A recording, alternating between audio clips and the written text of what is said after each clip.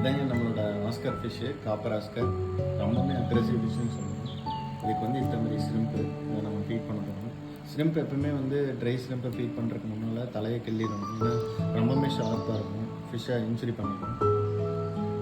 Okay, இப்போ வந்து நம்ம தலையை மட்டும் எடுத்துகிட்டு அப்படியே கொடுப்போம். ஃபிஷ் வாங்கிக்கோ. அப்படி இதுக்கு வந்து நம்ம ஹேண்ட் ஃபீடிங்கே பண்ணலாம், ஒன்றும் பிரச்சனை இல்லைன்னு நினைக்கிறேன்.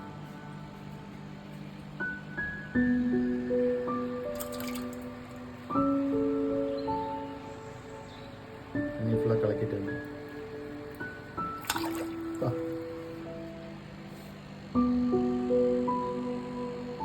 பார்த்துருப்பீங்க,